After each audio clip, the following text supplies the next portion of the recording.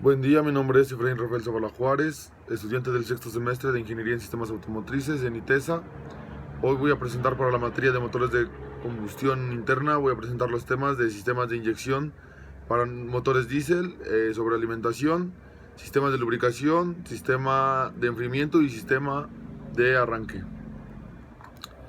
Primero voy a presentar el sistema de baja y de alta presión. Estos sistemas de inyección, el de baja presión simplemente nos hace el suministro de combustible, pero no a alta presión. Hay tuberías, hay tuberías especiales para alta y para baja presión. Estos también son compuestos por depósito de combustible, por filtros previos, también prefiltros, bomba previa, tuberías, algunos sensores, tuberías de retorno y unidad de control. El sistema de combustible de diésel realiza cuatro funciones principales, que son las del suministro de combustible, el ajuste de la dosificación de nuestro combustible, el ajuste de la regulación de la inyección y la pulverización de nuestro combustible. El sistema de inyección en línea se denomina principalmente bomba de inyección en línea debido a que los impulsadores se encuentran en línea y se caracteriza porque el número de impulsores es el número de cilindros que nosotros tenemos. Las levas están desfasadas según la distribución de la inyección de combustible para cada uno de los cilindros. Al girar el árbol de levas mueve cada uno de los impulsadores y los émbolos ubicados en los cilindros de la bomba. Mientras se oprime el acelerador, se mueve la cremallera y a su vez hace girar el helicoidal, el cual suministra más cantidad de combustible dependiendo a cómo nosotros aceleremos. Este, la, el sistema de inyección lineal se utiliza frecuentemente en motores de alta relación de compresión, pero con bajas revoluciones por minuto y de grandes cilindradas. Ahora la bomba de inyección rotativa. Este tipo de bombas se utilizan un único distribuidor giratorio que comunica de manera alterna la cámara de compresión con la aspiración y la salida. Esto para regular el caudal se usa una leva de disco, así se le determina que en algún modelo desplaza de manera alterna el propio distribuidor y en otro se mueven los pistones. De la misma manera, la carrera de retorno del elemento de bombeo es el primer caso por el medio de un muelle. Estos se utilizan frecuentemente en motores de relaciones medias de compresión, baja y media cilindrada y altas revoluciones por minuto.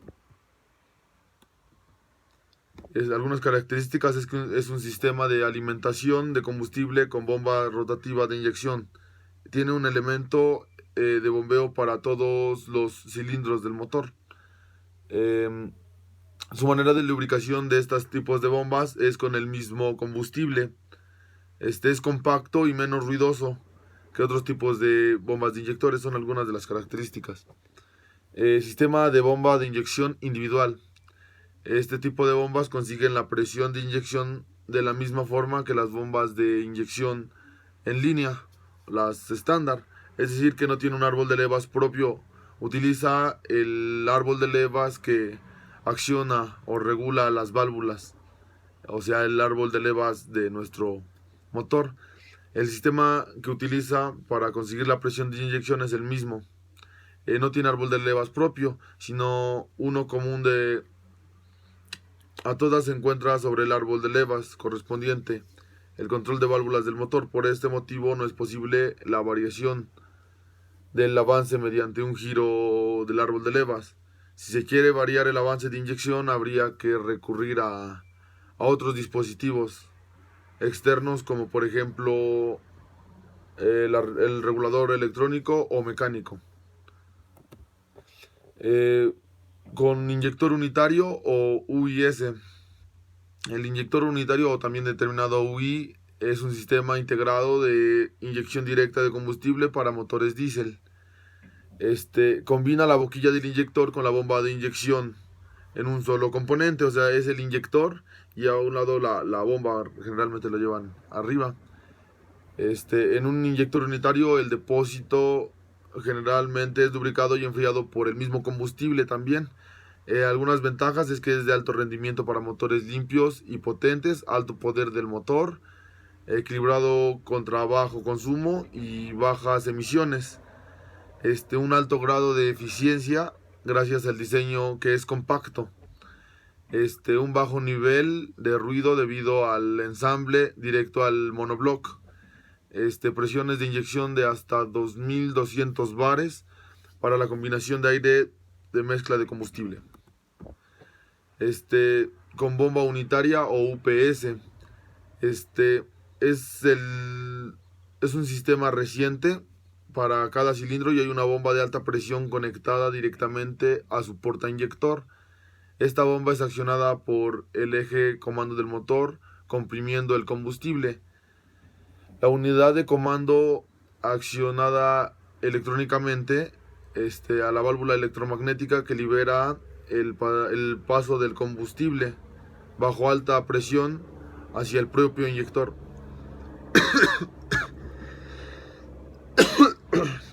Ay, perdón. Ahora la inyección con acumulador common rail. El common rail o riel común recibe el nombre de acumulador de alta presión compartido o de riel común o rail común que suministra el combustible a todos los cilindros. Este sistema de inyección diésel pues es convencional. Es necesario que la presión del combustible se genere de forma individual, pero recibe toda la presión en todo el riel y ya simplemente se hace la acción de cada inyector para poder liberar y pulverizar el combustible. Pero todos tienen ya la presión dentro del riel. Para esto necesitamos una bomba de alta presión, un riel de inyectores y una unidad de control electrónica que será la que nos accione nuestros inyectores. La regulación electrónica diésel o EDC se utilizó por primera vez en 1986, el Electronic Diesel Control. Bueno, se le determinó así. En la actualidad, la EDC es un componente que ya va fijo en los modelos de sistema de inyección diésel, o ya va en nuestros motores de alta presión. Sin ella no sería posible la realización de los cómodos y potentes sistemas de inyección en la actualidad. En principio se podría comparar un sistema de inyección con un sistema de inyección de motor a gasolina, pero la EDC se puede dividir en tres campos, que son los sensores, una unidad de control y los actuadores. Los sensores ya sabemos que nos registran todos los estados reales y teóricos. Esto significa que, por ejemplo, se registran valores reales como la temperatura del motor, la presión del combustible, pero también valores teóricos como la posición del pedal del acelerador. Dependiendo, a nuestro módulo se lo da por porcentaje, de 0 a 100% de nuestro pedal. También podemos utilizar sensores como del árbol de levas, medidor de flujo de masa de aire. Estos son importantes para, dependiendo al flujo de aire que entremos, necesitamos saberlo para así la relación del combustible con el aire. El sensor del árbol de levas nos sirve para saber o determinar la posición que está en el árbol de levas y si nuestro cilindro está para comprimir, para escapar o dependiendo en qué posición esté. Sensor de movimiento de la aguja. El sensor de movimiento de aguja registra el momento de apertura real de la tobera de inyección. También sensores del pedal del acelerador, que como hace rato lo comenté, nos determina qué porcentaje de aceleración es y para así permitir mayor flujo de combustible. Es importante también para este sistema un sensor de presión, con cuánta presión estamos inyectando. Los actuadores ya sabemos que son elementos de regulación. Estos ejecutan las órdenes que indica la unidad de control. Esto significa que transforma las señales eléctricas de la unidad de control en magnitudes físicas.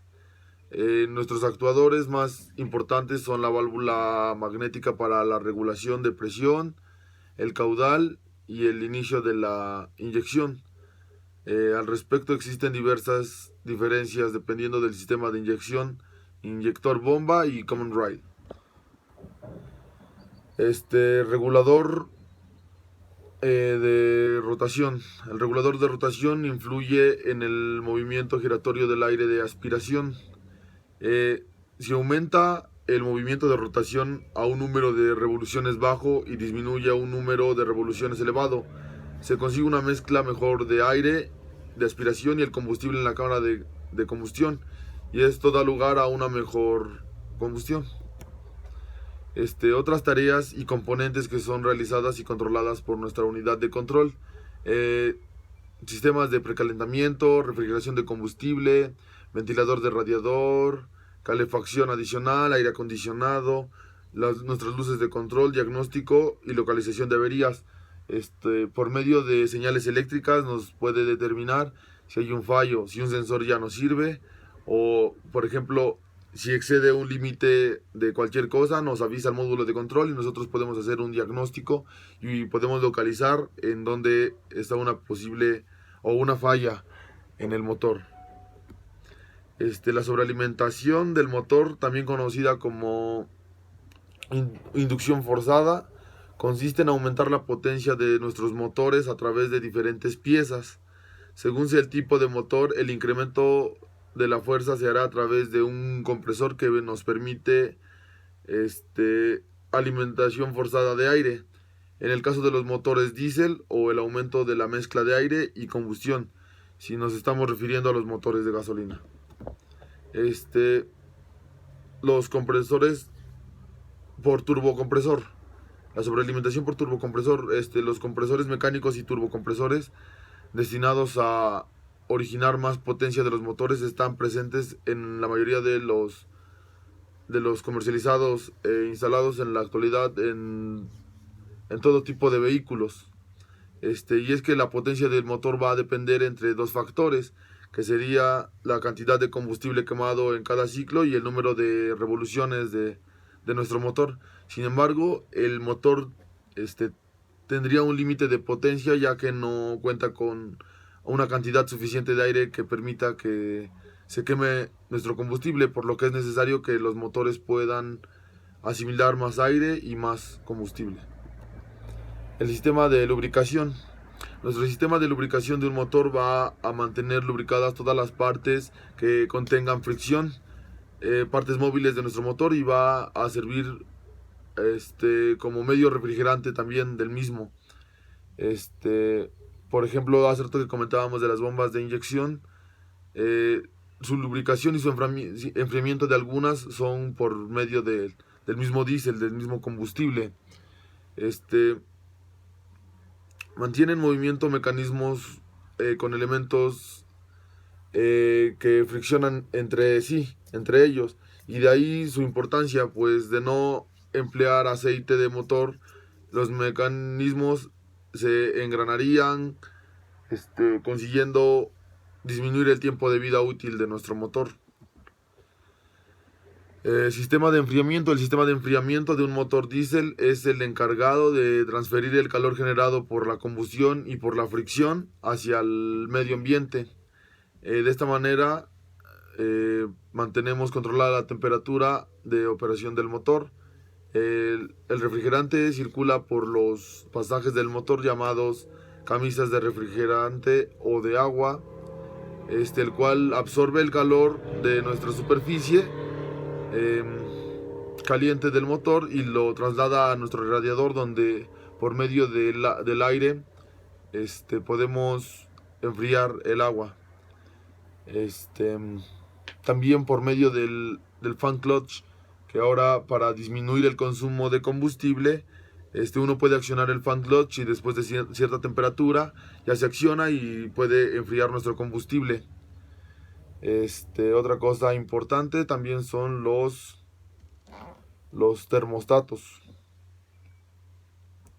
que estos abren y cierran dependiendo a la temperatura del agua. Entonces, si rebasa una temperatura o el límite de su capacidad para poder abrir, ya solo deja pasar el agua cuando está a cierta temperatura para que se pueda enfriar y el ciclo esté correcto. Y también los sensores nos determinan la temperatura para saber si nos falta agua o si el motor está calentándose de más o cualquier cosa. El sistema de enfriamiento también ayuda a mantener la temperatura correcta del motor, porque si tuviera una temperatura pues más elevada, pues se puede desvielar.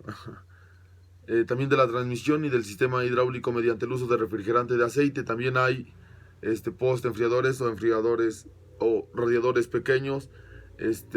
Algunos van debajo de la transmisión o dependiendo en un lugar cómodo, pero yo he visto la mayoría debajo de las transmisiones. Y también el aceite se enfría por medio de estos radiadores. La función del radiador del sistema de enfriamiento, pues una vez que el líquido anticongelante del motor ha recorrido todos los espacios del motor para enfriarlo y ha logrado nivelar la temperatura de nuestro motor, la temperatura de la mezcla entre agua y el coolant sube significativamente, por lo que es necesario reducir el calor de la mezcla. Es imperativo para que el anticongelante siga cumpliendo su función. Sistema de arranque. Aunque hay distintos tipos de motores según su potencia, torque o combustible, o entre otros, todos comparten algunas características básicas de funcionamiento y métodos. Esto es el sistema de arranque. Por ejemplo, el sistema de arranque es de manera electrónica, por medio de un pequeño motor que acciona a nuestro motor diésel, pero se enciende de manera electrónica. La función principal del mismo es iniciar el proceso de combustión dentro del motor. Al encender el interruptor de arranque, el arrancador enciende el motor electrónico. El motor entonces empuja el anillo del engranaje del arrancador a través del engrane del piñón. El movimiento de giro del motor de arranque se genera mediante la interacción de campos magnéticos. Como sabemos, el funcionamiento de los motores comunes eléctricos, pero este va conectado con engranes directamente a la distribución. Esto hace que empiece a haber movimiento para que el motor empiece a trabajar solo. Ya una vez trabajado el motor, ya puede funcionar como debe. La marcha también nos ayuda por medio del módulo a encender los inyectores también, pero necesitamos fuerza mecánica para que pueda encender el motor. Y pues en conclusión, los motores diésel modernos son económicos y potentes. Al contrario de muchos estereotipos, los últimos son ecológicos y silenciosos. Los vehículos equipados con motores diésel son óptimos para viajes tranquilos, por ejemplo, por el campo. Son cómodos para los grupos grandes, para las familias, no le fallarán en condiciones de uso constante. Son muy seguros para el uso por las carreteras de mal estado.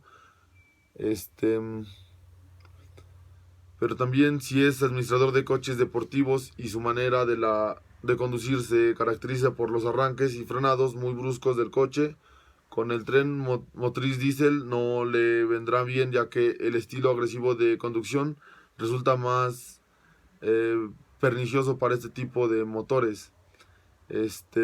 También sale cara su mantenimiento de los motores diésel, pero pues es de mayor eficiencia, mayor potencia los motores diésel. Y pues esa es mi presentación. Gracias por su atención.